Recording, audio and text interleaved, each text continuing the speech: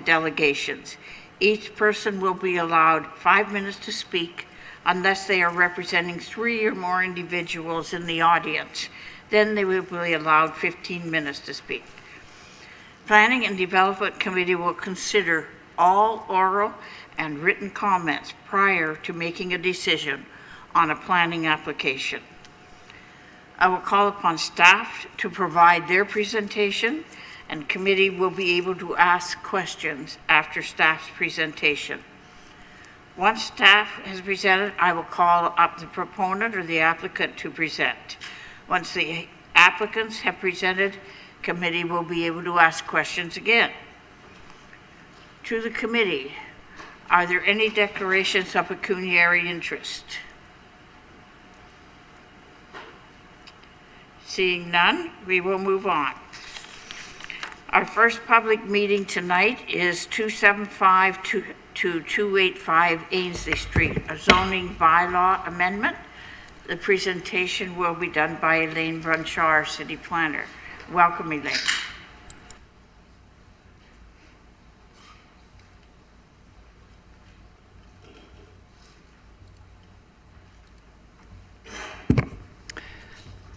Good evening, Madam Chair, members of committee, staff, and the public. Tonight we're dealing with a zoning amendment application for a property known as 275 to 285 Ainsley Street South in Galt. Purpose of the application is to formally share the proposal with committee and members of the public. Notice was given about this application in accordance with Planning Act requirements, and if anybody is interested in staying informed about this application, you're encouraged to sign the register, which is located in the lower level of the entrance to Council Chambers this evening. The property is located on the east side of Ainsley Street South, south of Elliott Street, and north of Birch Street. The property contains an existing dental practice along with a vacant older building, and it lands adjacent to the vacant older building that is the subject of the planning application that we are considering. The purpose of the application is to rezone a portion of the property that's currently zoned open space to allow an additional 13 parking spaces. And that will facilitate the use of the older building for a business or a professional office, which the property is currently zoned for. As way of background, the property owner applied to demolish the older building in 2015 and appealed Council's decision to issue notice of intent to designate the building under the Heritage Act. That appeal is in front of the Conservation Review Board, and a final recommendation has not been issued by the board yet. And as part of trying to deal with issues surrounding this particular property, the applicant or property owner has applied for this zoning amendment in order to see if that could be a solution to the situation in order to retain the older building on the property. On the slide, we show an excerpt of the site plan. The particular area that is the subject of the application is the rectangular parcel that is dotted, and that area is currently zoned open space. As part of the supporting information for the application, the applicant did submit an environmental impact study because there are some environmental features on the property. That environmental impact study has indicated that those environmental features can be removed without a detrimental impact to the remaining treed and planted area further to the east. I should note that there is a butternut tree south of the property, and the tree canopy extends onto this site. At the base of the tree is proposed to be permeable pavers to allow surface water to still soak into the root area, but allow that area to be used for backing up of cars. And the 13 spaces that I referred to would be located within this rectangular area, and there would also be an opportunity for an additional 7 parking spaces to the rear of the older building, for a total of 21. When we look at these kinds of applications, there are a number of things that we are required to consider under official plan policy, and we look at compatibility, we look at the impact to traffic flows on the site, the environmental considerations that I spoke about, as well as any public submissions. So staff are recommending that this matter be referred back to us for further review, consideration of any public comments that come in, and we will bring back a recommendation report at a later date. Thank you. Madam Chair, I'm available to answer any questions. Okay, to the committee, are there questions? Yes, there are. Councillor Devine. Yes, and thank you to the chair. Thank you for your presentation, Lynn. I'm glad you put that back up. Where we have that squared area, rectangular area, cordoned off, is that the new section? That would be the new parking area. There's currently a retaining wall within that area that would have to be replaced in order to accommodate the additional parking spaces that are proposed. Okay, now is this considered new parking spots? Yes, it would be, because right now it's in the open space zone, and it's part of the hilled area that has plantings and ground cover on the property in that area. Yeah, can I have another question? Please go ahead. Thank you. I don't understand how they're going to pick up 13 spots. I drove over there tonight just to have a look because I really didn't understand. And where I parked, that rectangular section, there's parking all along there now. So I can't figure out how they're going to pick up another 13 spots. I can see maybe they might pick up 6 or 7 in behind the older building, all right? But I can't fathom how they're going to pick up 13 spots. Madam Chair, in response to the question from the councillor, we'll take a closer look at that. We're right now evaluating the application. Okay. The information that you see on the plan in front of you is a scale drawing, so we definitely will go out and have a look at the site more carefully to see how the additional parking spaces can be accommodated on the site. Key thing is that under our site plan requirements and our zoning provisions, there has to be a certain separation between the aisles of parking to allow ease of access, backing up, and cars to move, and that's called a drive aisle. So perhaps what you're seeing in the field right now doesn't fully conform to the site plan requirements. Okay, thank you. Okay, Councillor Montero. Thank you, Madam Chair. Elaine, wasn't that existing building, when this came up, I remember when this came up, was it the existing building at one time was to be demolished, and at the request of council, the building remained? Am I correct in saying this? Madam Chair, the earlier proposal looked at the establishment of the new dental practice on the north side of the property. The older building was looked at as part of the overall plan, but it wasn't until there was further discussions with the property owner about use of that building, and then an application for demolition of that building came in, that council had an opportunity to formally weigh in on the matter and indicated that they felt it was of heritage significance and worthy of designation. And that started the process under the Planning Act to try and proceed with designation. That's what I thought. Just one further question, Madam Chair. How much are you extending? From the scale drawing that I'm looking at, or we all looking at, it's the length of a car past the original property line. Is that so? That is correct. Extending past the original zoning line, because the property owner owns the north part where the new dental practice is, the older building, and land that's shown on the right-hand side of the screen, which includes some of the environmental feature. And the environmental feature is the hilled portion of the property. And that land that's there, who does it belong to? The one they're wanting encroach on to make the parking lot? The current property owner. And it has 2 municipal addresses just because there are 2 buildings on the property, but it's owned by one entity. They're owned by the same people? Correct. Thank you. Thank you. Now, Councillor Edshade.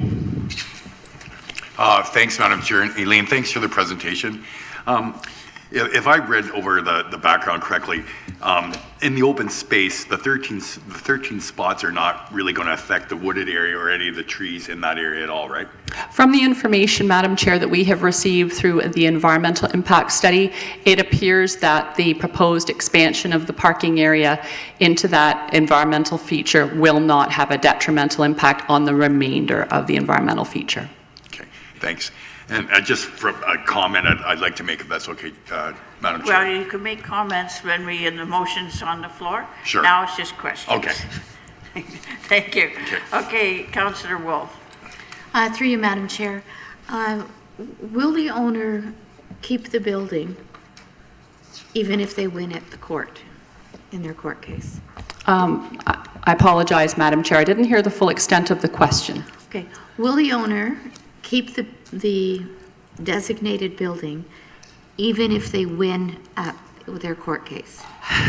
Madam Chair, that's a hard point to answer. What I can say at this point is by the landowner making this application, they are trying to find a compromise in order to have a thriving business, keep the older building on the property still, and use it for a business or a professional office in conjunction with the dental practice. So they really want to have two buildings operating as well as additional parking to make sure that there's an opportunity for enough customer parking. So that would be my suggestion, is that the property owner is trying to find a solution and staff are thinking that is a reasonable approach.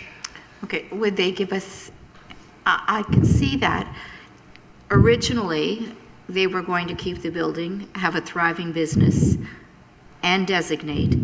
And then when they built their new one, suddenly they were not designating, and they were put in the application to demolish, which forced us to designate. So before we entertain all this, I would like maybe a guarantee that they will not be seeking demolition. Madam Chair, thank you.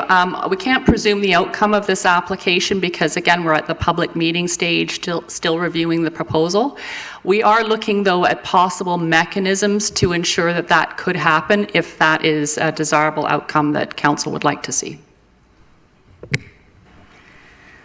Thank you. Now we'll move to Councillor Mann. Thank you, Madam Chair, and through you. Thanks, Elaine. Most of my questions have been answered, but just to piggyback on Councillor Devine's, I think you described it as the driving aisle between the 7 and the 13 vehicles. What is the distance of that aisle? Madam Chair, under the bylaw, it's normally 6 meters in width.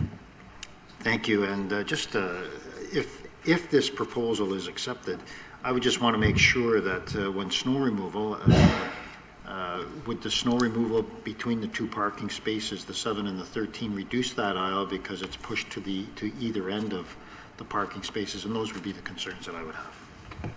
Thank you. Thank you, Madam Chair. In response to that, there are opportunities through a site plan review process, and if we get to an approval stage, to include conditions dealing with snow removal. Thank you. Okay, I have no further questions, so thank you very much for your presentation. And I'm not sure if there's anyone here as a consultant. I have perhaps Philip Morrissey. Is he in the audience? Yes, I am. Oh, you are. Thank you very much. Thank you. Please come forward. I am counsel for Perkins Family Holdings, who actually run the dental practice, which is situated on site. I just want to make a couple comments, if I may. First, the previous witness, Ms. Brune-Shaw, was quite correct. This is a compromise proposal that is being put before the committee tonight. My client's dental practice has been far more successful than he actually anticipated. The practice is actually open from 7 in the morning till 7 p.m. at night. Obviously, there's quite a need here, and it runs in this essence 2 shifts. There are problems at the present time with the parking for not only staff, but also for the patients. Some patients have had to park on a public lot approximately 2 blocks away, And it's difficult to ask older people or wives with young children, for instance, who may be going to the dental practice to walk 2 blocks in the cold and the snow that we've experienced in the last while. My client originally was going to keep and refurbish the building which is to be designated, but when the parking problems arose, he believed, without a lot of advice, but he believed that by demolishing the building, he would get additional space for parking. And so for that particular reason, he went and applied for the demolition permit. As a result of the municipality making an application for designation, he then opposed that application, and I'm pretty sure that the suggestion to add the additional spaces by encroaching 4 meters on the open space came from the city as a compromise solution. And quite frankly, my client thought that was a very good idea. And I can advise you, and to hope to allay some of your fears, that I have it in writing that in the event that council sees fit to grant the amendment down the road, I appreciate this is only a public hearing tonight, that the objection to the designation would be withdrawn. And that is in writing. I've indicated that to my friends here at the municipality and said that that objection would disappear. As a result, the heritage building, when designated, would remain on site. I want to be fair, if you've been out to the site, the exterior looks quite, the exterior looks good compared to the interior. There are problems with the exterior, but the interior, there are some significant problems, including a floor that bows, in my respectful opinion, maybe a 1.5 feet in the center.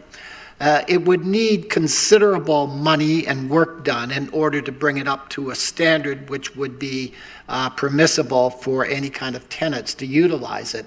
And my client, in looking at this particular proposal, also realized that if he were to spend money on the heritage building, anybody who comes in and rents it, or even if he utilizes it himself by expanding, he's going to need additional parking. You've got to put the car somewhere. And so that's really how all this came about. It was a compromise solution for which we are indebted to the municipality for their insight and creativity in trying to arrive at this. My friend is right. There has been an environmental impact study done. It should be in the material you have before you, but the bottom line is there is no negative impact. One other thing I will mention, a positive if I may. Am I out of time? No, you have 1 more minute. Thank you very much. The butternut tree is not on my client's property. It's on an adjoining property, and we're very sensitive to that. My understanding is that in being sensitive to that, we will need to enter into an agreement with the Ministry of Natural Resources. We will have to plant and maintain for a period of 2 years 10 butternut trees, which are endangered species. And so a net benefit arises in the environment through this particular process, and my client is more than happy to follow any directions he gets from the municipality and or the Ministry of Natural Resources. If there's any questions, I'll be happy to answer those if I can. Okay, to the committee, are there any questions for Mr. Morrissey? Seeing none, I thank you for your presentation. Thank you, Madam Chair, and thank you, members of the committee. And now is an opportunity for the public to weigh in. Is there anyone here who would like to speak to this public meeting? If so, please come forward and give us your name and address.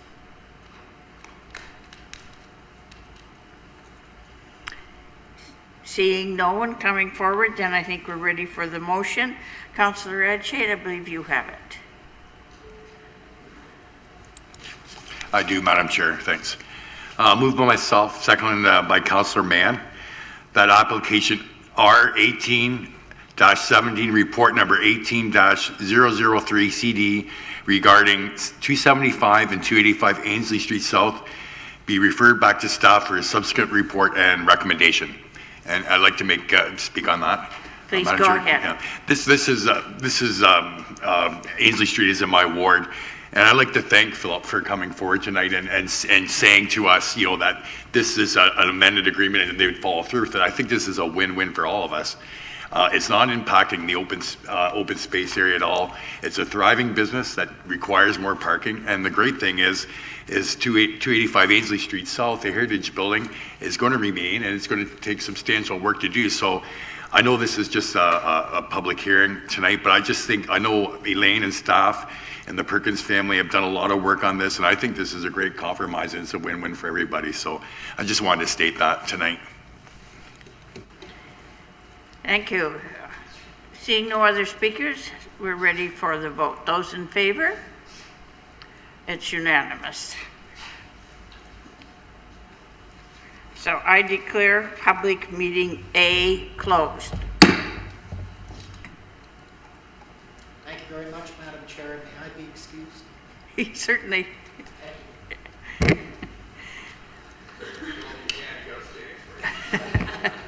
Next time we see rather interesting.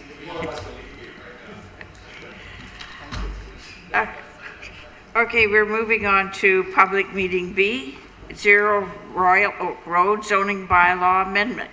The presentation will be done again by Elaine Brunshaw, our city planner. Welcome back, Elaine.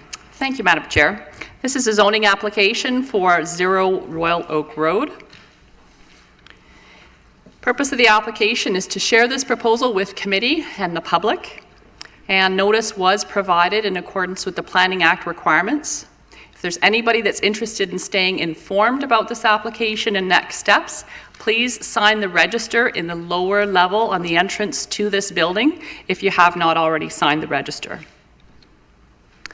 Property is located on the east side of Boxwood Drive, south of Cherry Blossom Road, north of Royal Oak Road. And it's approximately, well, it's a little less than half a hectare in size, about 1.2 acres. The purpose of the application is to propose a place of worship that will include meeting space as well as an assembly hall. Staff are still reviewing the proposed parking for this particular site relative to the city's zoning bylaw requirements for parking. And at this point, we're still assessing whether the proposed 102 parking spaces as part of this project would require a reduction from the overall requirements under the zoning bylaw, or whether there should be limitations placed on the use of space. Because given that there are 2 floors to this space, if the entire building was to be used as per the city's zoning bylaw requirements, that could result in different parking calculations being necessary. Here is a concept showing the place of worship generally in the center part of the property, surrounded by parking. Entrance to the site would come from Boxwood Drive and Cherry Blossom Road, but not from Royal Oak Road. Here's one of the elevations. There are a number that are included in the report, but we've just given one as a sample. And when we look at this kind of application, we are looking at compatibility with surrounding residential uses as well as existing industrial and potential future industrial as well. We're looking at traffic and parking, any accessory uses that might be considered as part of the proposal, and any public submissions that have been received. And I wanted to draw to committee's attention that we have received a submission from MHBC on behalf of Toyota, and that has been circulated to committee members this evening. To sum up, a lot of information is included in the report, but the recommendation is to refer this matter back to staff for further review, consideration of any agency comments that come in, along with public comments, and then we will bring back a future report with a recommendation for this committee's consideration. Thank you, Madam Chair. I'm available to answer questions. Thank you, Elaine. Now it's open for questions from the committee. Seeing none, I thank you for your presentation. Now I will go to the consultant, Hans Maiden from LaBreche and Patterson Associates. Welcome, Hans. Thank you, Madam Chairman. Madam Chairman, committee members, staff, residents. Can you pull down the microphone? It's the one with the light. Oh, yeah, sorry. Wrong one. Once again, good evening. My name is Hans Madden. I'm a planner representing the application on behalf of the Cambridge Hindu Society. Along with me tonight here is Mr. Dwarka Prasad. He is the president of the temple. And our two engineers, Mr. Mahadev and Mr. Ram Prasad Dharmdayal, they are both here in case any detailed questions are asked about engineering.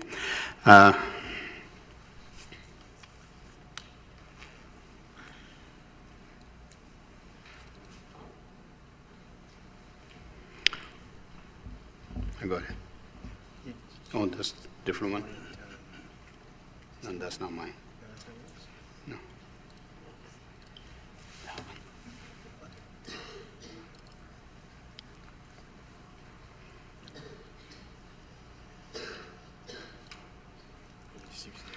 Thank you. Ms. Branshaw, I have given you an overview of the application. I'll try not to repeat what she has said. I'll just quickly go over what she has already said and try to get into detail on other items. One small correction I'd like to make with respect is the property is just under 1 hectare, not half a hectare, or 2 1/4 acres. So 0.9 hectares or 2 1/4 acres. So it's a substantial size. Again, you've seen where it's located, and you've seen the concept. Initially, we were proposing to have an access onto Royal Oak Road as well, but we eliminated that just to make sure it does not impact the neighboring residents. And the two access points are Cherry Blossom Road and Boxwood Drive. Cherry Blossom Road is a major road and it carries a lot of industrial traffic and so on. And where we are proposing our access on Boxwood Drive, no other property really has a driveway on that side. This is our main floor plan, which will be similar to any other place of worship. There'll be entrance, there'll be washrooms, there will be courtroom and so on, and then there's assembly hall and an altar at the rear end. This is a lower floor plan. The way our the prayers go is that almost after every prayer, meals are served to the attendees. So people attending the main floor prayers then go down to the lower floor and they serve food and they sit down. They actually sit down on the floor for the most part, except people like me are old and have to have a chair. You saw one of the elevations. I'll quickly go through the other. They're very similar.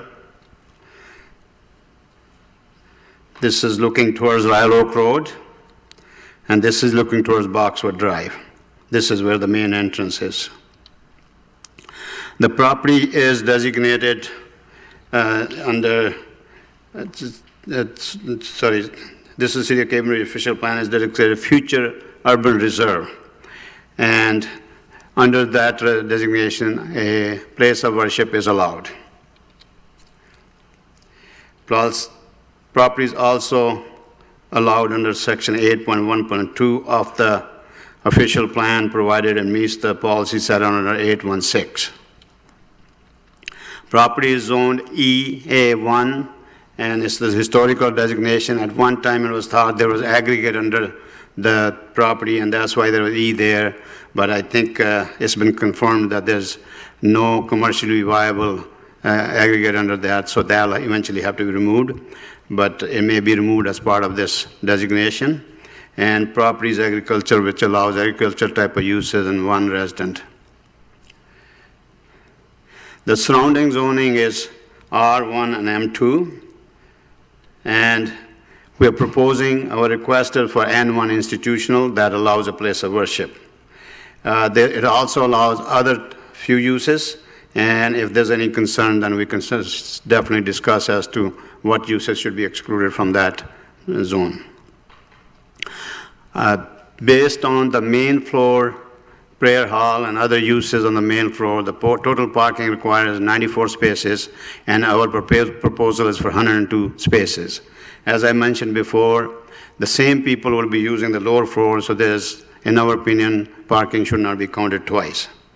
Under our culture system, no alcohol or meats are allowed on the premises. We had taken a pre-consultation, and under that, a number of reports were required, rather than go through all of them. They are all listed in their usual planning justification report, which we have provided. Parking needs and utilization study, we have discussed that and provided that. Stationary noise assessment has been provided, and so on. The function and servicing report has been provided. The property will be fully serviced. There will be no septic tanks. And under the proposal, we'll be connecting to the water main located on Cherry Blossom Road. And the sanitary sewer will be going along Boxwood Drive to a manhole located north of Cherry Blossom Road.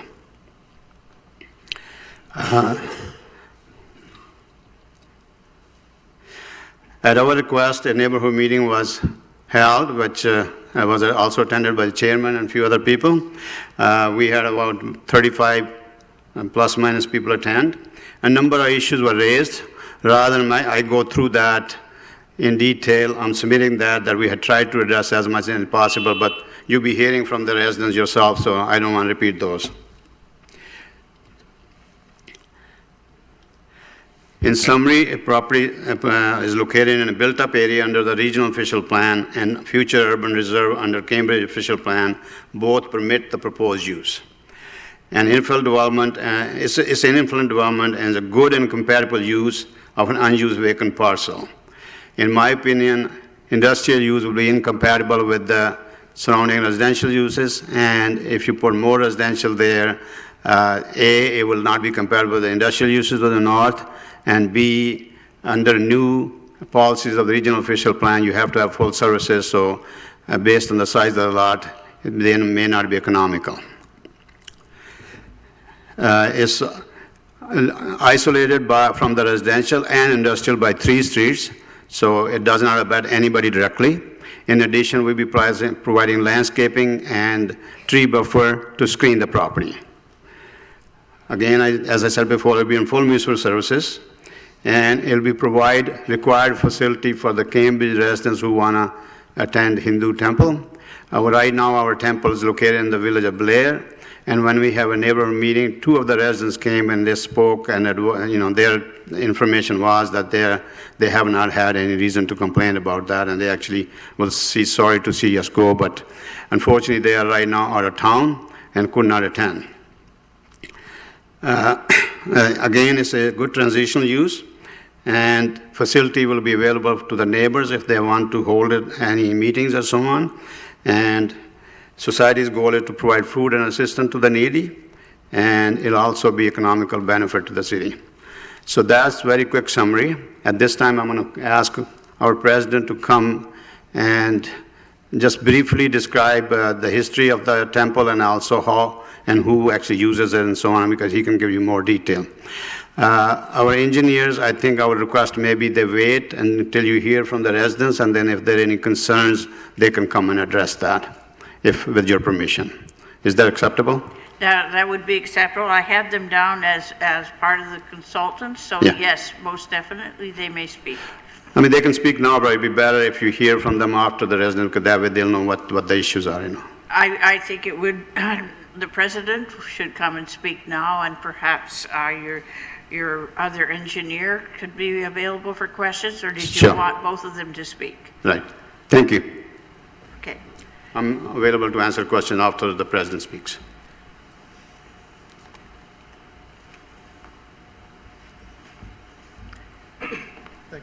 Let's say, welcome, Mr. Prasad. Thank you, Madam Chairman. Good evening, council members, ladies and gentlemen, and my future neighbors. I'm the president of the temple. The temple was started 30 years ago. Prior to that, we met at the gymnasiums of schools. We bought it 30 years ago, and then about 17 or 18 years ago, we bought this piece of land. And at that time, we thought about applying for a zone change with the intention of building a new temple. At that time, the neighborhood, most of the neighbors objected it because at the time we were talking about sewer and septic, and we decided to wait until the facilities was developed on the northern side of our location, our present site. Our temple right now holds services on Sundays mostly. We have about 30 to 50 people will show up. sometimes 12 to 15 cars. We park in our parking lot and sometimes in the road. We have other communities that use the temple on, say, Friday nights or Saturday nights. Generally, they're small communities as well. Our culture dictates that you do not need to go to a temple, but we do have a place of worship for congregation. And so what happens is that there are some really important nights where we will have people come to the temple. The temple generally is open during the day, where people would come in, make their offerings and prayers, and then they would leave. There is a priest at the facility, and right now, where we are, the priest resides there. Only a single male or female priest stays there at a time. There is never a family. So we're looking at building a new temple because we figure that if the community has grown and it is growing. So we're going into debt, but we're ready to build. We have the finances. We have ready to go. And I would ask you that you try to make your decision as quickly as possible, because we've been looking ever since the neighborhood objected for suitable facilities, and we have not been able to find suitable facilities. We are eager, ready to go, and we ask your indulgence, and we ask our neighborhood to also consider that we are peace-loving. We are the Gandhi people, the people that follow Mahatma Gandhi. So we believe that the world is one family. We respect and support everyone, and do not see any reason for anyone to be concerned about us in that neighborhood. I listened to, and I was part of the last meeting, the public meeting that was held, and we will address every issue that the neighborhood has, and I'm sure that we can come to an amicable resolution. I thank you. Thank you, Mr. Prasad. We are here if there are any questions. So now we are open for questions. We have Councillor Devine. Yes, thank you, through the chair. In your place of worship, it's 2 stories plus a basement, is that correct? 2 stories. Plus a basement, or 2 stories? 2 stories, and we were going to put a 3rd story for children, an additional space on the 3rd floor for teaching classrooms for children. Could be for children classes. Okay, so the question is, Mr. Madden had indicated that you'll, other than the 1st floor, you'll serve food generally. 2nd floor is for Place of worship. worship, yeah. For worship. You will never have any more people in there than the people that will be on that 1 floor. I'm concerned about the parking. I'm concerned about the 102 parking spots. We will take that undertaking, that there will only be, what the people on the 1st floor will be the ones that will be parking at the time. Okay. The lower level, when the prayers are going on, the lower level may be used as a Sunday school, or once in a while the kids may be practicing to perform, but simultaneously they will not be used as assembly use around what we are saying. Okay, so that the 102 spots, is it going to be ample for your place of worship? Sorry? The 102 spots are going to be ample parking for your place of worship? More than adequate, sir. Okay, would you get more people there on special days, special event days? But again, they do not come and stay. It is, on special days, people will come during the day and leave. They do not stay. We might have more people because you have a better facility with cooking facilities, but we do not see it exceeding the 102 parking spaces. We could actually, we looked at it and I thought we could add a few more, but we wanted to maintain a certain amount of green spaces. And that's the reason I mean, there's no city parking, no roadway parking included in that 102, so.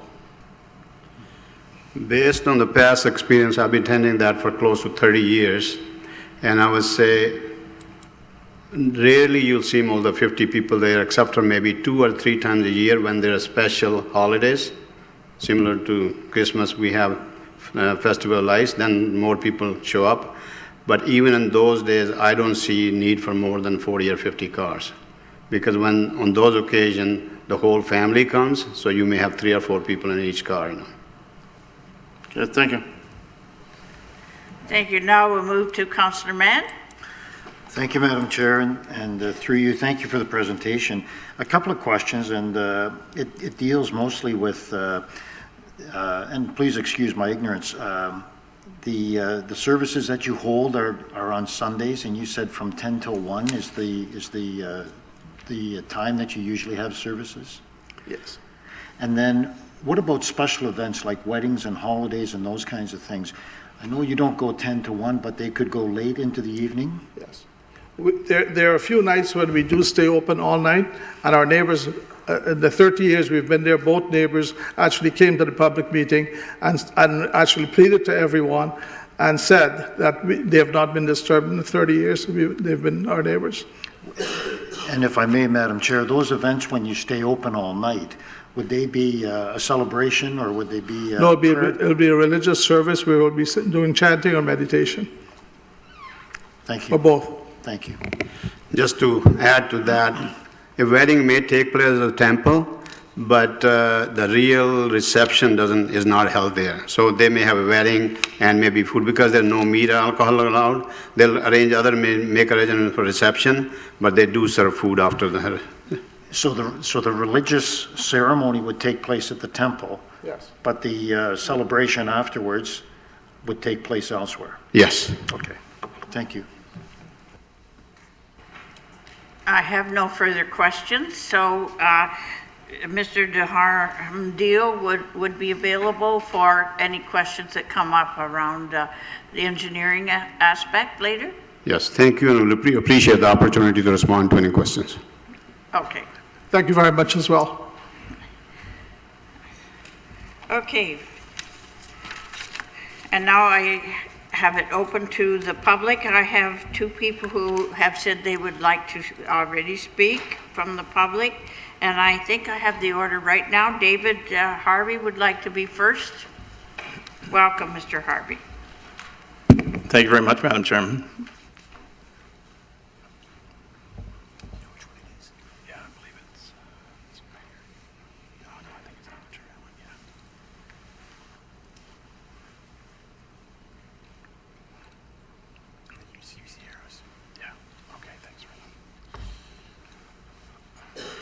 I'd like to thank the committee for the opportunity to speak on behalf of the residents and neighborhood association. And I ask the indulgence of a little extra time. I have, I think, 38 or 40 of the neighborhood association. We're about 137. They all couldn't make it, obviously, on a night tonight, but I appreciate them coming out. If you'll spare me a minute or two extra, I'd like to do as ample a job to their concerns as I can. I've tried to condense them as much as possible.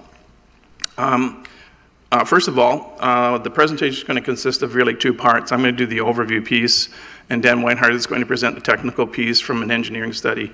Councillors should have a copy of the PowerPoint presentation itself, and in it as well is the appendices that cover several of the pieces in the PowerPoint that I won't speak to at length. I want to be mindful of your time.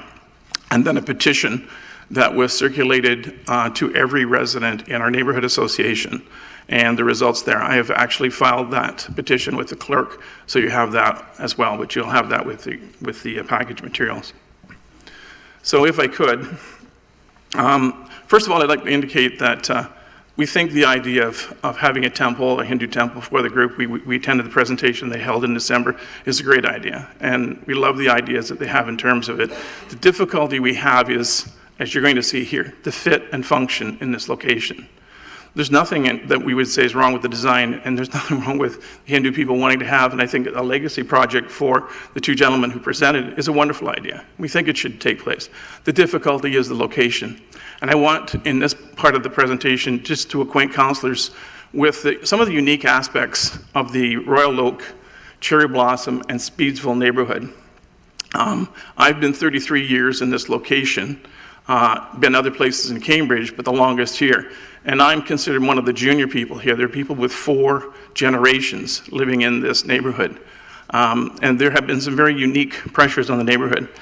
I want to speak to specifically, we are in favor of the designation that sees this class as EA1 because it in fact was listed as extraction and agricultural only.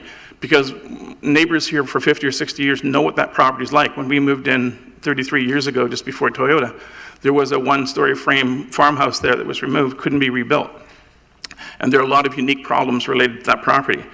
Specifically, though, this neighborhood has undergone a lot of change. So I want to talk to the specifics of that. And there's three main issues that I want to deal with.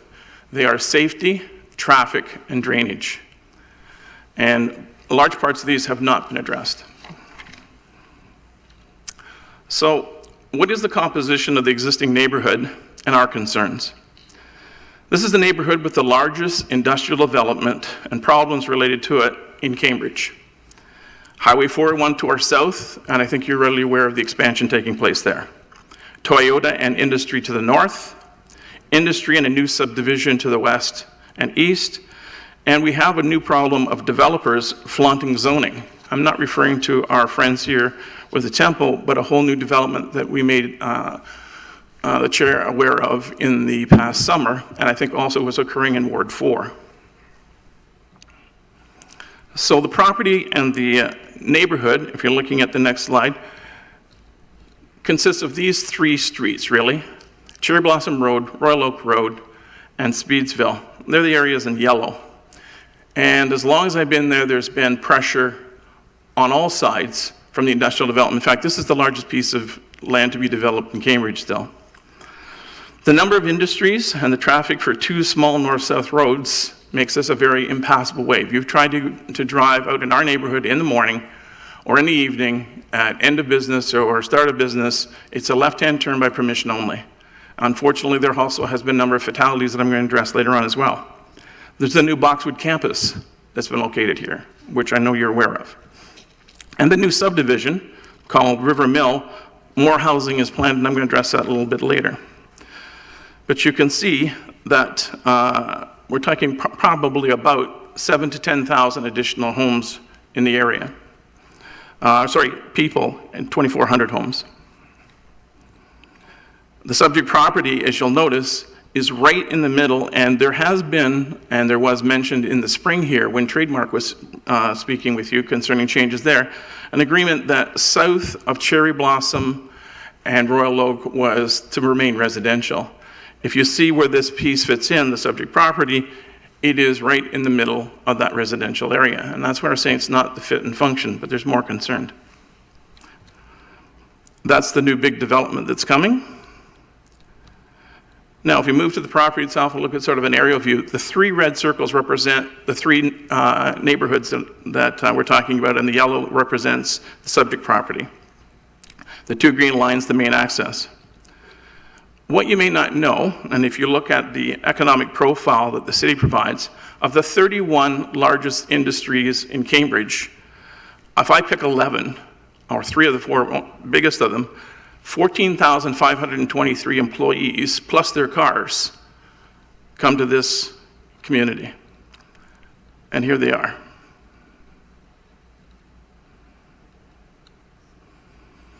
That creates that problem I was telling you about in terms of traffic and safety. That's a huge push, and we need a buffer to prevent more and more encroachment into that residential area. Coming with it is the Hump Club subdivision already underway, proposing 1,822 to 2,433 homes in 3 phases, phase 1 underway as you know, with the potential of 7,000 to 9,000 people and their cars.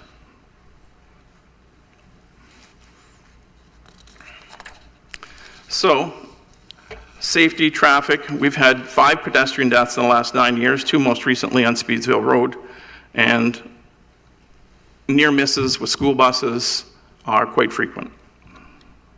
Future development is also being considered north part of Speedsville. What's the housing stock in the residential community like? These are not large estates, homes. Well, this is a common sort of, I would say, average homes in most of Cambridge. From the west end that you can see, Royal Oak at South Boxwood, we have a Buddhist ashram or retreat, but they have been on the property for 2 years. It's a residential property. They conform to all the planning and zoning requirements here and are fine neighbors. And then the subject property itself, The subject property has some real issues. I'm not going to try and deal with the drainage at length, but there is a real drop. If you've driven by the 401, if Chicopee isn't working, sometimes you could do some decent skiing from here. The drainage through here twice a year, spring and fall, is an open river, and it has real impact on the neighbors there. But I'll let Mr. Reinhardt speak to that in detail. The other pervasive piece in terms of development pressure we have is the trolley bus one. I've included a letter in your package that we received in May of this year from a development company from Toronto, who I think is going to put some unique pressures on Cambridge and other communities outside of Toronto. There's less land in Toronto to develop. You may be aware of the approach. I think they were in Ward 4, as I alluded to earlier. They were a heavy piece, and I spoke to the chair on behalf of the association in dealing with them, but the project here is to grab as many pieces of property as they can. They were looking to amass 15 to 20 acres privately, put pressure on the neighbors as they did, some senior members of our neighborhood, and indicate to them that they're prepared to put up 40-unit developments, and do you want to live next to them? We're going to push you out, sort of thing. It's a very hardball approach, okay? This approach, by the way, and they indicate, by the way, that they're conforming to area guidelines. The impression in the letter suggests that they actually represent the city in doing so, and yet when I contacted the engineering and planning department, they had not heard about them at all. There were subsequently to our discussions, 1 or 2 calls to ask about zoning, but no sitting down with the engineering or planning department at all. And this is not the first time, because the same kind of tactics were used in Hamilton and Toronto, and I have in the materials examples of the newspaper articles. This is a matter of public record as to how this is working. So not only are we facing pressures on all 4 sides, we have a 5th column of developers of this tactic using this approach and really browbeating our neighborhood into submitting to their interests. And then once they've developed it and made their money, they're on their way back to Toronto. They don't stay here like these people have for 3 and 4 generations. The property itself, well, this is the zoning piece, and our concern here is simply that the land was purchased, and we've watched this land change hands several times over 50 or 60 years. It was purchased under this zoning. The pieces of the plan that was described to you earlier are true only if the zoning has changed, but the zoning was done for a reason. And we're saying we expect the zoning to remain in place because it is a buffer to all of that development I described to you above us. We are a neighborhood that feels the pressure, and I think rather unique in Cambridge. Second, as I say, the buffer is important, and then if the variance takes place, it has an adverse impact on the rest of the street. It could, in fact, lead to more of the kind of development I was referring to.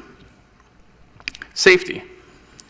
I know you're aware of this, but more recently, we've had a grade 12 student walking on Speedsville. Speedsville is, as you know, no sidewalks. There's none on Fountain. The only 2 north-south crossing the 401, and was killed. And a neighbor close to us was killed just going to walk early in the morning, again on Speedsville. And we've had 1 at Hagee and 2 on Fountain Street as well. So 5 in the last 9 years. The more cars we put in the neighborhood, the more problems we're going to face. Access onto Cherry Blossom for any particular development over there is problematic to start with. That is a major street. If you come at any time, I ask you, I'm going to show you a quick little picture, any time in the morning from say 7 until 9, 9:30, or in the evening, depending on the release of staff, from 3 until 5:30, it is backed up all the way across. People try to shortcut. The traffic issues, congestion, there is no pedestrian access to Cambridge itself. We're cut off. I had my 2 kids play soccer, but we wouldn't dare let them walk down, and none of the kids do. We have to drive them down because it's not safe to cross those bridges, as you can see. 2 people killed on Speedsville in the last 9 years. Bottlenecks over the 401, sound pollution. We suggest there's a need for green space here. That might be a good use of that particular piece of property. Traffic congestion. Well, here's a little look at traffic. I think this is about 3:30, and you can come any afternoon, and that's Speedsville looking south, and that's Royal Oak. I'm standing at the corner. Drainage. as I said, Mr. Reinhardt's going to deal with this in some depth, but this property, and if you look specific, the subject property in red, the area to the south, this is a complete drop away here. From Cherry Blossom to the area down below is about 6 feet, just over that distance. Steep elevation. Who's going to be liable for flooding? What about the impact on wells? We're all on our own private wells out there. There are no city services or whatever else. The neighborhood association's position, we circulated a petition to make sure the ideas and views of the neighborhood were being fairly represented, and they are here. That petition indicates that we favor the support of the current designation and would oppose a change because we think there are a lot of issues and concerns that someone outside the neighborhood doesn't understand. Yes, this could be an institutional development, but people are there for a couple of days a week and suggest it's going to be a small impact. But for us, it's our homes. We live there, 365. Okay, and the difficulty with that is there is no respite. Okay, we are asking to try and respect the buffer that Cherry Blossom Royal Oak serves from that huge industrial piece that I showed you, and will continue. Thank you very much.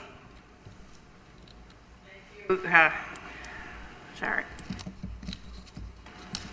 Thank you for your presentation. And now to the committee, are there any questions here for Mr. Harvey? Councillor Mann. Thank you, Madam Chair, and through you, thank you for the presentation, David. I appreciate that. A couple of points that I wanted to bring out. You talked about the traffic concerns there, and you talked specifically about 7 to 9 and from 3:30 to 5. What days of the week are you talking about? Every day. And there's no respite, unfortunately, even a weekend, because we have shift work, so it's every day. So are these pictures taken on every day of the week, or it's just one? This is 2 weeks ago on a Thursday. I think it was, I know it was because it was very cold. It was about 3:20 in the afternoon, and I stayed until about 4:30, but it continues. Thank you. And the buffer that you talk about, you're talking about a piece of vacant land being a buffer. Would a building not be a buffer as well? I don't know that it would. What we're talking about the buffer is simply the street. We've not been opposed to development there. The difficulty is when it pushes into that residential area, when it comes south of Cherry Blossom and Royal Oak.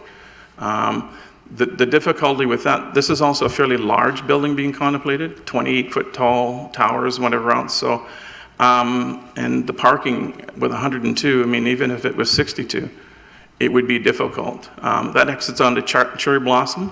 Very busy, and opposite Joe Hall's on Boxwood, that would be a very difficult thing in terms of traffic. I can see some accidents for sure. Thank you. I might, if I Thank you.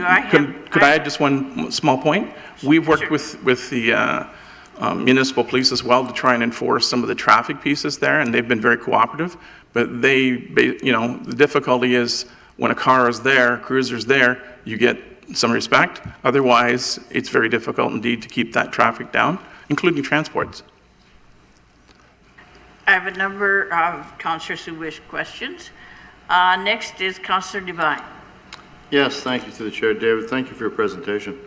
Are you going to have somebody coming up behind you talking about the water problem? Yes. Okay, that's fine. Thank you. Okay, next is Councillor Montero. Thank you, Madam Chair. David, what would you see other than, and this question been partially answered by Councillor Mann, if anything was to be built on that portion of land, what would be the neighborhood's ideal? What would be built there? To be frank and honest, I don't think really it lends itself to any sort of development. I mean, the farmhouse that was there was taken down because of under-ripping of there wasn't even a foundation in there. It was a wood frame. So this would be an ideal area to turn into a small park. I mean, industrial doesn't fit there, commercial. institutional. I don't see a viable use. Not every piece of land needs something on it. Our Buddhist friends would like to see a green space as well, even though they won't sign a petition because of their religion. They would prefer to see it as a green space. To be honest, I think the neighborhood would too.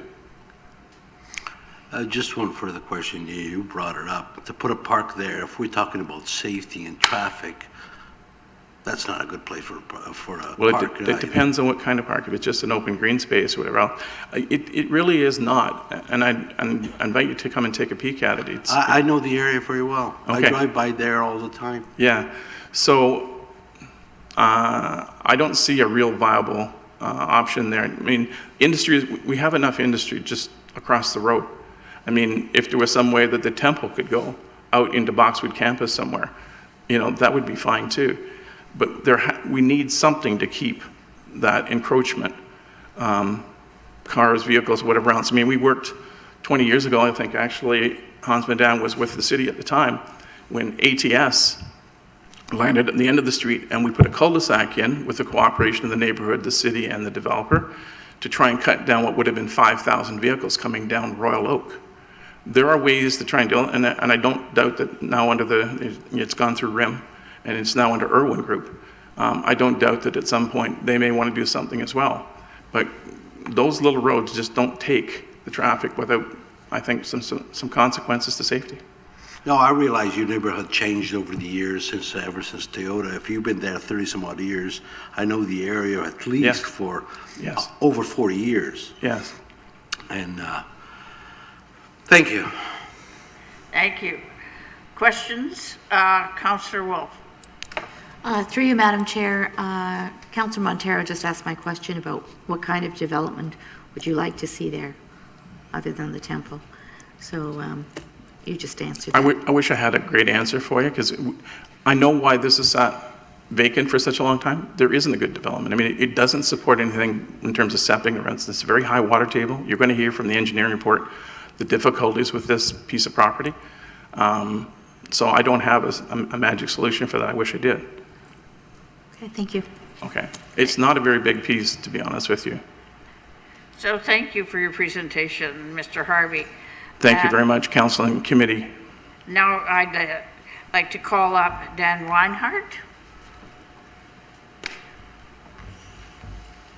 Welcome, Mr. Reinhardt. Thank you, Madam Chair, and members of council and city staff, as well as members of the public here and members of the Hindu temple as well. Thank you for this opportunity as well to present. I will try to be mindful of time and not overlap what Mr. Harvey has already presented here, even though some of it might be included in my presentation. Yes, that one right. Yep. Thank you. Okay. So the properties that I'm specifically representing here are 175, 173, and 179 Royal Oak Road. And incidentally, these all belong to the Reinhardt family. Mr. Harvey spoke about 3 and 4 generations. I've been living on this property for over 50 years, or in this area since the 60s, and have seen a lot of this come and go, having grown up in one of the homes, and then as I got married, have built a home there and have another family member beside. So these are 3 properties all in a row, and if you can look at this slide, you'll see those highlighted in orange, green, and red, and the subject property is the blue property just above, just to give you a little bit of proximity of where we are located as 3 property owners. Again, zooming out, I know this is covered a little bit by Mr. Harvey, but I want to point out a little bit of a factor here. The process of when things were developed here as industrial land and so forth, starting with Toyota, there was considerable effort made at that time, and as well again when the Boxwood Subdivision was put in place, to put some proper berming in place to give us that separation. And that berming is highlighted in this slide in green that you see there now. So essentially, we often talked about a neighborhood just having that buffer, but also a visual buffer. The berms for Toyota are very good. The neighbors adjacent on Cherry Blossom don't even see the plant. They've actually added a fence and a sound barrier above that, being very respectful of us as neighbors. The new Boxwood Subdivision looks like an open sand pit there right now in this area here is, part of that is now developed, but we have a berm in front of that as well. And in addition to that, there's a small piece that this next slide shows that I've just added here, and that is a recent development that was put forward to City Council because of an application from Trademark wanting to put storage there, and they have agreed to continue that bermage and that blockage. But the problem here is this development in red here is clearly on the resident side of that development, and there is no opportunity for that to be added. So this is again a zoom in of the site. This is a little bit light here, but Royal Oak Road being down in this area, there is just no opportunity for any sort of bermage. So that opportunity is gone. So we, as residents right there, we knew there was going to be some significant impacts. We went and talked to a well-known engineering company, MTE, locally. They've been very involved in this area, know it very well. And we wanted to have them look at the impact of this on specifically on our properties south of this development. And they have provided a report, which you have a copy of. But I want to just talk about a couple main issues that stand out to me here. The first issue is, again, our property is now highlighted in these red areas, is the slope of the property. From the north side of the property up in the top here to the south side of the property down on Royal Oak where it butts our neighborhood or our properties, there's an 18-foot drop in elevation. So in other words, in order for this site to be level enough to build and have a parking lot and everything sloping, there needs to be significant retaining wall along here. And they've shown some retaining wall along here already, but this is where we find the first discrepancy coming out of the MT report to their findings, and that is that, and I'm quoting here now right from the MT report, it would appear that an additional retaining wall is required along the south edge of the parking lot, approximately 20 meters in length at a maximum of 2 meters tall. The existing residential properties are at an elevation significantly lower than the proposed development, and the sight lines from this residential properties will be directly into the proposed retaining wall on the adjacent site. So in other words, from our properties here, and now what I've put in orange is more likely what the retaining wall is going to be. We're going to be looking at a 2-meter retaining wall, so 6-7 foot retaining wall, and then a 46-foot building on top of that. So that's our line of sight. Again, I'm zooming out here, and this is our biggest concern. There's some significant issues that MTE has pointed out here, and if you look at this slide, you'll see they've penciled in, this is right in their report, they've penciled in a current culvert coming under Cherry Blossom here and across Boxwood here. Those are the direction of flow are into this site. And then the outlet for this site is down here, which is right between our two properties. So again, quoting from the MTE report, the proposed stormwater outlet for this site is not a municipal outlet. It's an existing 450 millimeter diameter culvert C, that is referring to the label on their drawing, under Royal Oak Road, which discharges onto existing low area between 175 and 179 Royal Oak Road. This low area and culvert are located on private property with no apparent easements. So again, in just a real quick summary, all the water coming in here flows down, this is all sloping up this way and sloping up, so this is a natural low point right here. Comes under the road and flows right between Dorley Reinhardt and Lydia Reinhardt and Dan Reinhardt's property. And this is another Reinhardt family here. So again, zooming out, the water that was typically coming into this property now was being absorbed by this land. But even on stormy situations, we've seen situations where water is coming between our properties at a fairly significant level. And thankfully, so far, there hasn't been any damage. But what we've asked MTE to look at is, what's the worst case scenario? Like, what could happen here? So here's another quote from MTE. In our review of the functional servicing report prepared by the applicant's consultant, there was no documentation of an analysis to evaluate the implications that the increased runoff volume will have on the downstream low area and culvert located on private property. Hence, we prepared a hydrological model to determine the increase in stormwater runoff volume that will be generated with the development of this site. So here's their findings. This is a snippet right out of their report.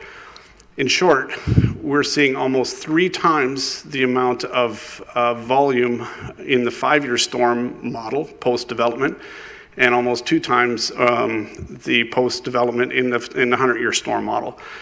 And when I think about the rivers of water that I've seen flow between Dorley's and our property in the past, I could have canoed in it. And I'm thinking almost 3 times that potential, there could be some big problems.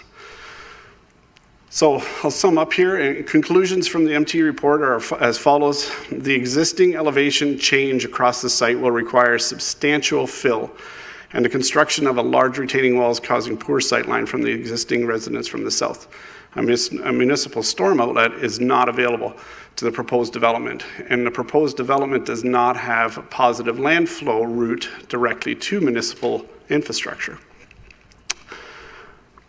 Another last conclusion from them that I want to highlight here, there are more in the report, but to reduce the runoff volume existing on the site, a common practice is to implement filtration measure before infiltration methods are implemented, a detailed analysis of the native underlying soils is necessary.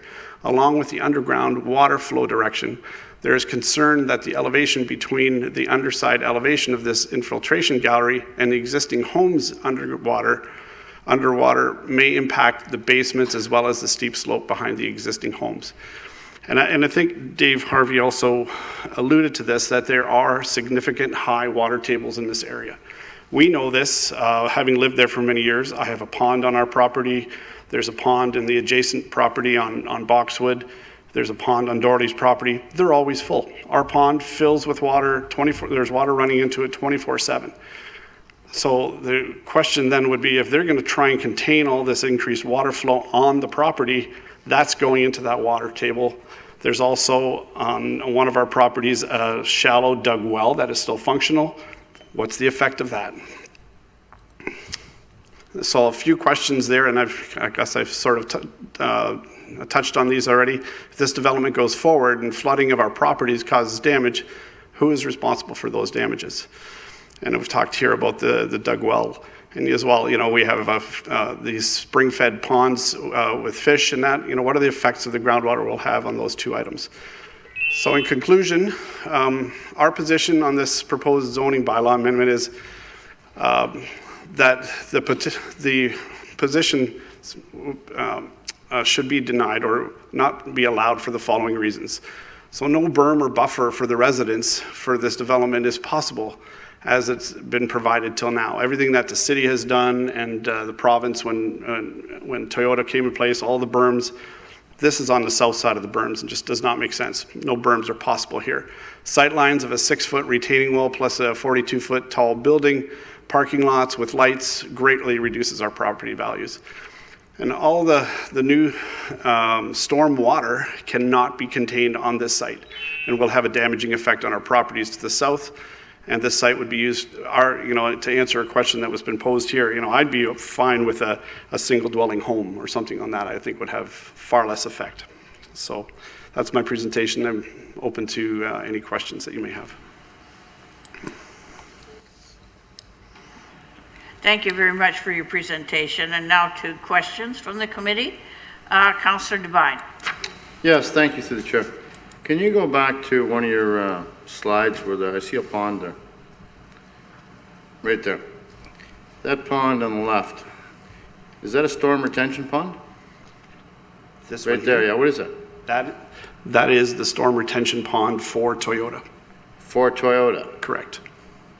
Okay, and only Toyota has Well, what you see there, so there's, sorry, we'll get my cursor back here. That's the storm retention pond, probably taking all the runoff from the Toyota parking lots.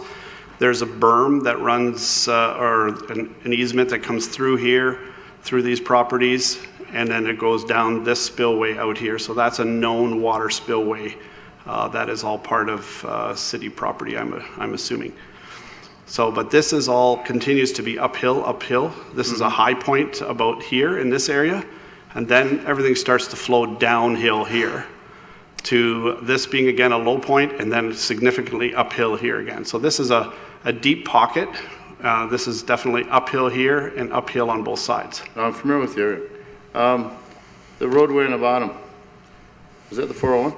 Yeah, yes, correct. Okay, this down here, this is the 401. Yeah, so my question really is, with the site in question and with that retention pond that's there, is all this water flowing down to the 401? Yes, correct. Well, we'd have a river across the 401. And my assumption is that this river or this stream here flows into the Speed River, and that's correct. So we have existing runoff on our property. So this is my property right here. Yes. My parents' property next door, and then Dorley's property here. We have a pond, as I mentioned, that has got a spring fed into it, and it runs off the back of the hill, but at a trickle, at a small level. Between Dorley's and our properties, the only water that runs through there is storm runoff, and a little bit more. But essentially, there's no known constant streams beyond that between our properties. Through the chair, may I ask another question? Yes, go ahead, please. Thank you. As this, I mean, that's pretty high where you are compared to the Highway 401. I mean, it has to drop, water drops. Is there no underground culverts there at all that run that water underneath the 401? Like, it doesn't make sense that that's all coming down on the 401. Yes, I believe you are correct that there is, if I'm not mistaken, somewhere in this area, an additional culvert of some sorts that go underneath the 401 of some sort. What its capacity is, or if actually services any of that water. But the water that comes off of our properties right now is a trickle. It's in comparison to what you have highlighted over here coming off this is a fairly decent running stream at all times here, and a known water spillway. I may not be using the correct technical terms, but that's the runoff from the stormwater management. And there's an additional one down here from these plants that run across the 401. But in this area, I don't think anything specific. Okay, thank you. Thank you. I don't have any further questions, so I thank you for your presentation. But I also wondered if Mr. Hamdil wanted to respond to any of the issues that were raised. Thank you, Madam Chair. You're welcome. I want to make sure that we get out all of the issues tonight, so I would ask that you come forward then.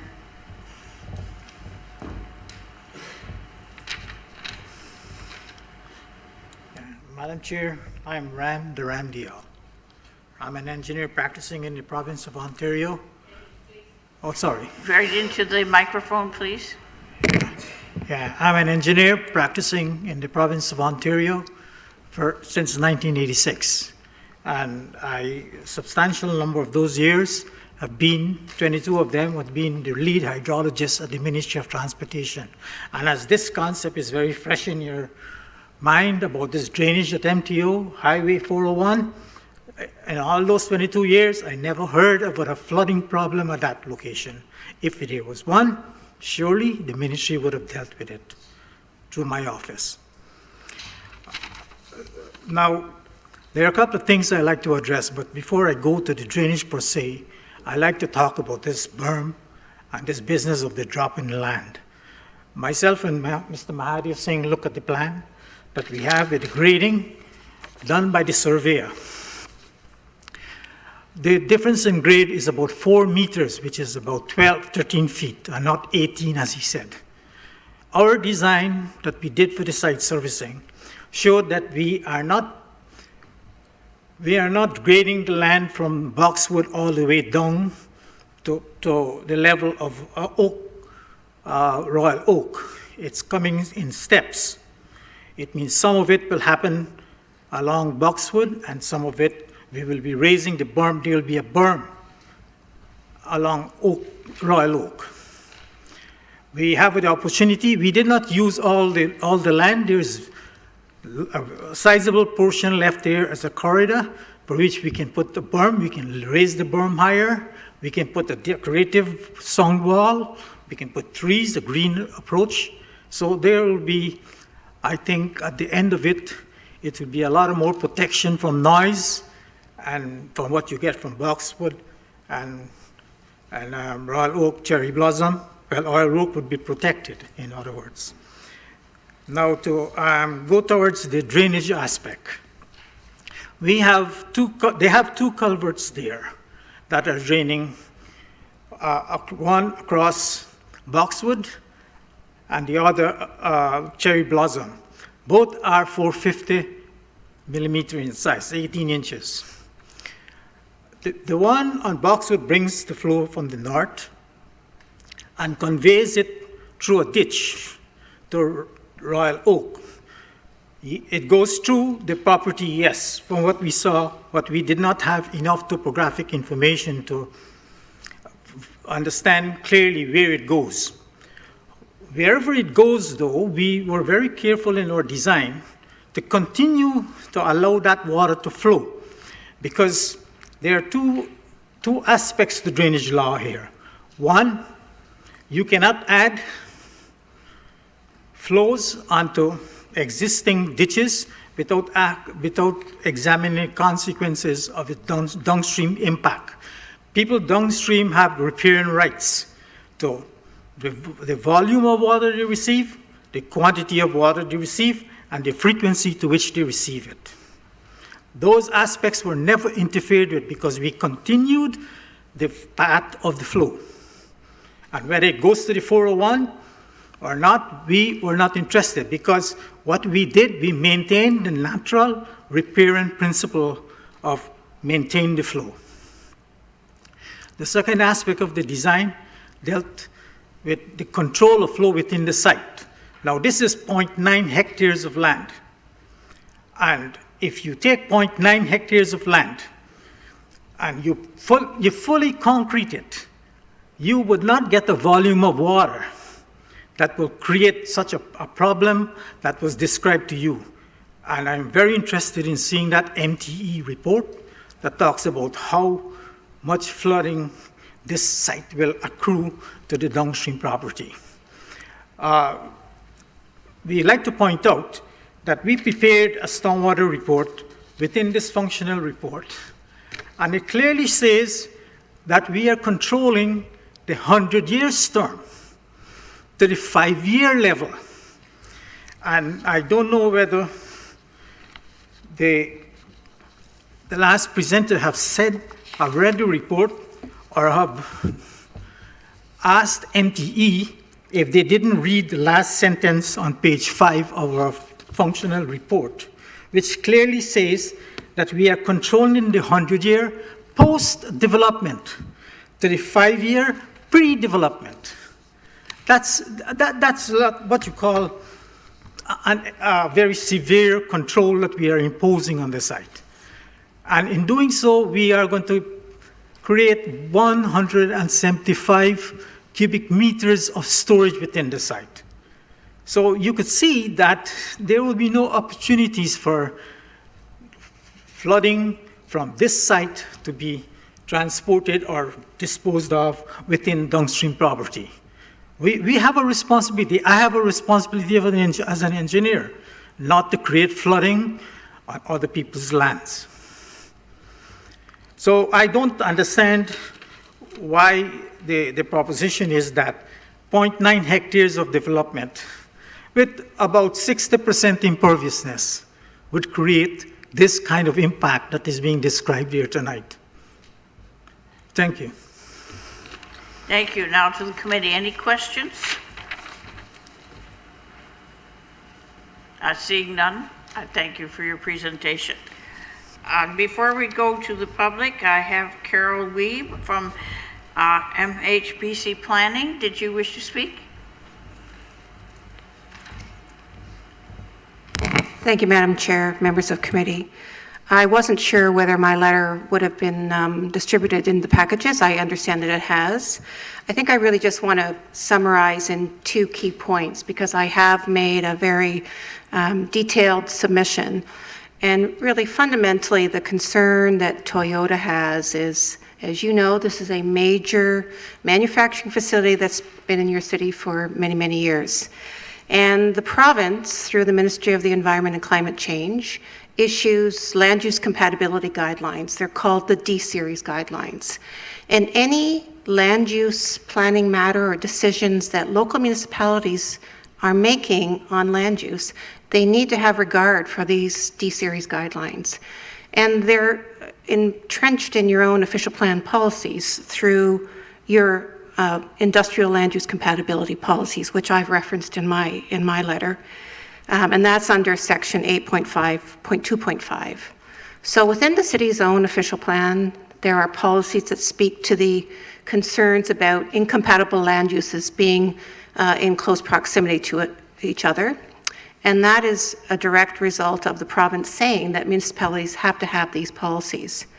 I note that in the pre-consultation minutes that were provided to the applicant, they were asked to specifically address the city's land use compatibility policies in their planning justification report. I would note that those policies were not addressed in the planning justification report, and there was no discussion at all about the provincial D-Series guidelines. And those 2 very important policy documents that are to guide municipal decisions have not been discussed at all in the applicant's justification report. And it's our position that if you read those policies, the proposed use, which is considered a sensitive land use, is in direct contravention of the fundamental principle of trying to avoid land use conflicts by having sensitive land uses immediately adjacent to what is considered a Class 3 industrial use. So it is the fundamental principle to avoid situations of conflict by creating separation distances. And for a Class 3 industrial use, which is what Toyota's would fall under, there's a minimum 300-meter separation distance by which no sensitive land uses are to be located. Now, as we all know, there's a number of residential uses that have coexisted for many years. And, that's a pre-existing condition that occurred, prior to Toyota. And as we heard from some of the residents, we know that there's concerns with traffic, and we know that those berms that have been put in place by Toyota have been effective in terms of the visual screen. But there are still effects that you are going to have from a facility of the size of Toyota. So from Toyota's perspective, they have concerns about the introduction of a new sensitive land use, which is not warranted, is not needed. The ministry guidelines say if it's unavoidable, then you need to do these additional studies. And so my question to you, is this unavoidable? Is it absolutely necessary that this sensitive land use locate on this property in such close proximity to Toyota? And I don't think it is, that there are other locations that are better suited within the city for this type of use. In fact, your own policies in your official plan for institutional uses direct that those types of uses are to locate in your community cores, on your transit corridors, in your urbanization corridors. So you have a number of policies in your own official plan that one direct institutional uses to other areas and say we shouldn't have sensitive land uses in proximity to our major industrial uses. So that's really the summation of the concerns in my letter. If there's any questions, I'll do my best to answer them. Thank you very much. The committee, are there questions? Yes, Councillor Wolf. Through you, Madam Chair. What would you suggest this land be used for? That's a tough question, and I think from Toyota's perspective, it should not be a sensitive land use. So it should be what would be considered a transitional use. So something that would would not fall within that definition of sensitive. So, you know, possibly a storage facility or something that would not be impacted by the operations of a Class 3 industry. Thank you. Councillor Montero. Thank you, Madam Chair. Pardon my ignorance. What is the difference of building a storage place and a temple? It's a building. It's a building. House. Why the difference? It's a building on a sensitive area. What is the difference between the two? Through you, Madam Chair, the ministry defines a sensitive land use as essentially a non-industrial use, or a use that is not ancillary or accessory to an industrial use. So that would include community centers, it would include residential, it would include places of worship. So uses that are not associated with an industrial area.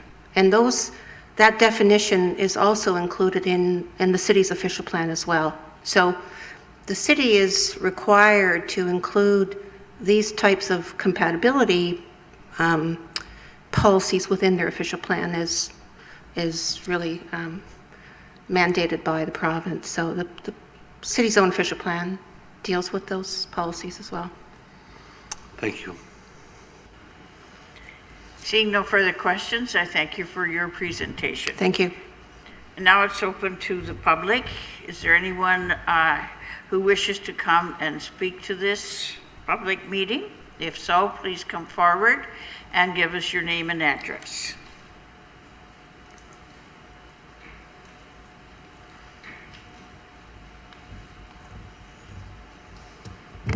Hello, thank you for the time to talk. My name is Dorley Reinhardt. I live at 179 Royal Oak Road, and I just had a couple comments that I wanted to address to the engineer.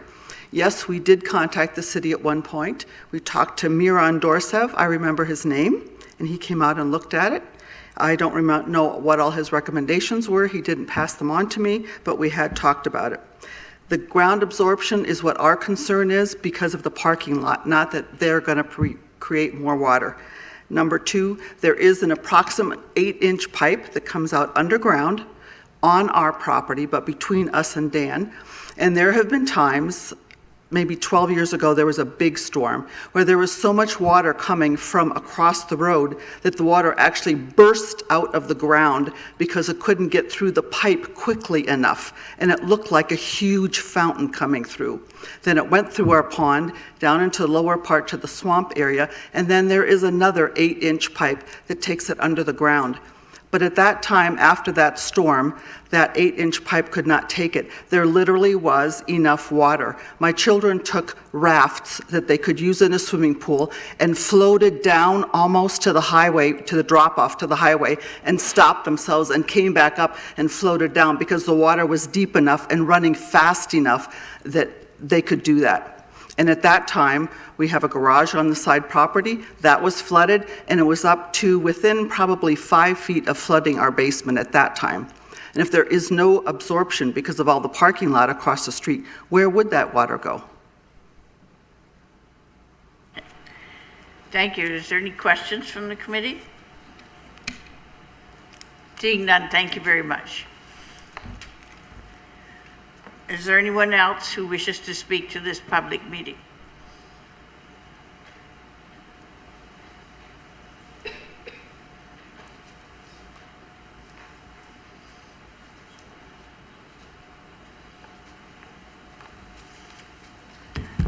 Welcome. Give us your name and address, please. Dave Bolton, 57 Cherry Blossom Road. Just wanted to make a quick comment here from our perspective, a little bit down the road. As you can clearly see, we have a lot of neighbors out here. We're concerned. We're concerned about any building going on this site. I went around and spoke to the neighbors. We have a petition, which is not easy to get people to sign these days. I don't think we missed a neighbor. I don't think we missed a resident. Everybody is in agreement. Leave the land alone.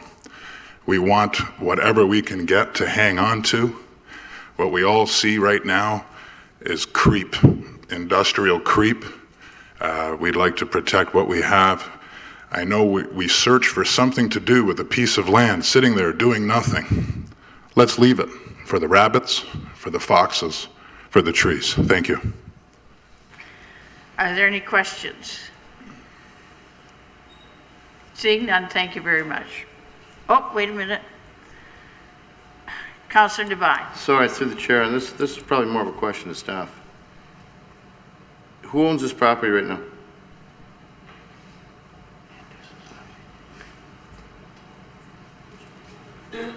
Madam Chair, we haven't actually searched the title of the property. We do have the applicant's name, which is shown on the report, which is Cambridge Hindu Society.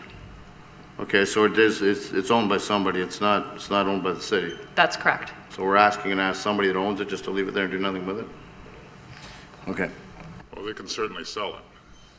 No problem. They're residents. Actually, no the lot further right questions? sorry, just to finish off on that statement, the property adjacent was the same thing, just sitting there. And a homeowner built a beautiful home on there and put up a lot of trees. And that was great. Thank you. Is there anyone else who would like to come and address this public meeting? Seeing none, I think we're ready for the motion. I believe you have it, Councillor Devine. Yes, I do. Moved by myself, seconded by Councillor Mehta. Public meeting report, 0 Royal Oak Road zoning law bylaw amendment, Cambridge Hindu Society, Ward 1. Recommendation that the committee recommend to City Council that application R16/17 report number 18-02002 CD, 30 Royal Oak Road be referred back to staff for a subsequent report and recommendation. You've heard the motion. Any discussion? Seeing none, I think, whoops. Just when I think we're ready, we're not quite. Councillor Mann. Thank you, Madam Chair. I guess I'm just a little slow tonight. I know the property well that we've been talking about this evening, and as the last gentleman said, there's been industrial creep out in that area for years and years and years. And we've seen that significant development over the past 50 years. I've witnessed it myself. And we look at the development, the proposed development it's a Hindu temple on a hill that will overshadow these homes. To the homes on Royal Oak to the south. And the height differential is significant. If the Hindu temple is 46 feet in height, and the property differential between Royal Oak Road and the top of the property is 15 to 20 feet, that's 60 to 70 feet roughly, that will overshadow the residents on Royal Oak Road. And that's just to the front of their property. Their property continues to decline as it backs onto the 401 because the water has to flow that way, and creating further height differential for the homeowners. And the water, we know, always drains from high to low, and it's got to flow somewhere, and it's going to go through those properties to get to the culverts, to the Speed Rivers, wherever it's going to go. And we've talked about it being a sensitive land issue, especially with the height differential, and with going from an industrial area to a residential area, and what's the best differential use of the land use in between. So I think it's really important for us to listen to what has been said tonight from all the speakers, because this is an issue that will impact the community for a long time. And it impacts not only the industrial neighbors who are to the further north, but it significantly impacts the residential neighbors there who have been there for a very long time and seen all that farmland turned into industrial park over those years. So I just think it's something that we really need to take a real good look at, and how we transition from that industrial land to the residential area, and how we take into consideration the desire of the Hindu community, but also the desire and the issues raised by the residential community and the industrial people as well. Thank you, Councillor Matt. Well, you've done a really good summing up of everything. And but I wanted to reassure everyone here tonight that all of your comments and positions will be considered by this committee before any decision is made down the road. I think it's really important for people to come out and have their say. And I really appreciate all of you who came out tonight and to express your opinion, whether it was just by being here or whether you got up and gave it an opinion. I thank you all for being a part of what is a public process. So now we're on to the motion. You all know the motion. Those in favor? The motion is carried unanimously. I now declare public meeting B closed. Now we move on to the consent agenda. Councillor Met, I believe you have that. Thank you, Madam Chair. Moved by myself, seconded by Councillor Montero. The consent is printed. Those in favor? Opposed? Motion is carried. You already have correspondence which has been discussed earlier. Is there any unfinished business? Non-jurisdictional items? Seeing none, adjournment. Councillor Mehta. Madam Chair, moved by myself, seconded by Councillor Montero. The meeting be adjourned at 8:42. Thank you. The meeting is adjourned. Tell me how to vote in it.